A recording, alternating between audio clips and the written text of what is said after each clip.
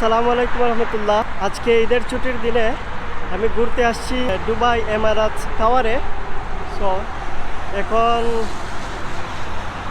ঈদের ছুটির দিনে প্রচুর ভিড়, মনে হচ্ছে মেট্রো দিয়ে আসছি, এত ভিড় মনে হচ্ছে বাংলাদেশে। বাট সিস্টেম খুব ভালো ছিল, যার জন্য জলদি আসতে পারছি। আমি একদম এটার নিচে আছি, যদি আমার পিছন দিকে দেখেন, এই যে একদম এটা নিচে আছি। এটাও এত সুন্দর, সম্পূর্ণ আরবি হরফ দিয়ে এটা বানানো হয়েছে। এটা ভিতরে কিন্তু অনেক সুন্দর।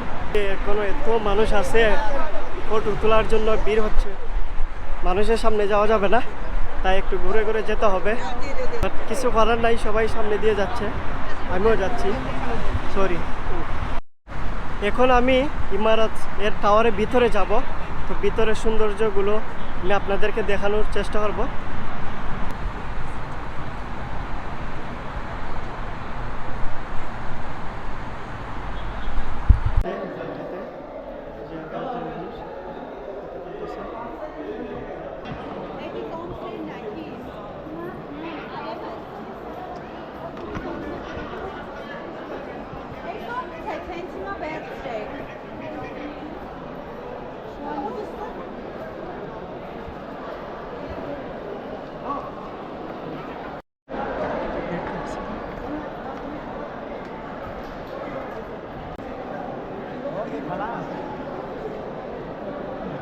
আমি আসছিলাম ইমারাতস টাওয়ারে।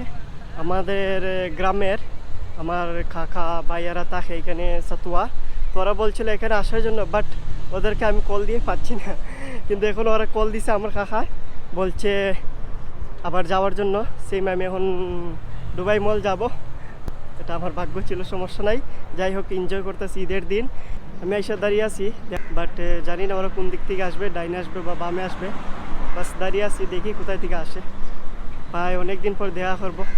অবশেষে আমি সাতুয়াতে চলে আসছি, এবং প্রায় মনে হয় 3 বছর পর দেখা হয়েছে আমার নুর আলম কাকার সাথে।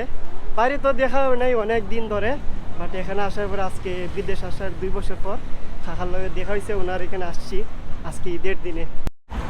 এতক্ষণ আমি সাতুয়াতে ছিলাম, কারণ কাকারা আমাকে নিয়ে আসছে দুবাই মলে বুর্জ খলিফার কাছে। এই যে বারিকার সাথে অনেক দিন, প্রায় 2 বছর পর কাকার সাথে দেখা, খুব ভালো লাগতেছে। এখন আমরা আছি, কিন্তু বুর্জ খলিফার কাছে যেতে পারবো না, কারণ ওদিকে তো মানুষ, তারা যেতে দিচ্ছে না। তাই আমরা আবার ব্যাগ নিচ্ছি। অলরেডি সন্ধ্যা হয়ে গেছে, সকাল 12টার সময় বের হয়েছিলাম। অনেক খুশি, আনন্দ হচ্ছে ঈদের দিনে নিজের এলাকার মানুষের সাথে মিশে। আজকে এই পর্যন্তই, ইনশাল্লাহ অন্যদিন নতুন ভিডিওতে দেখা হবে। তো আল্লাহ হাফেজ, সবাই ভালো থাকেন।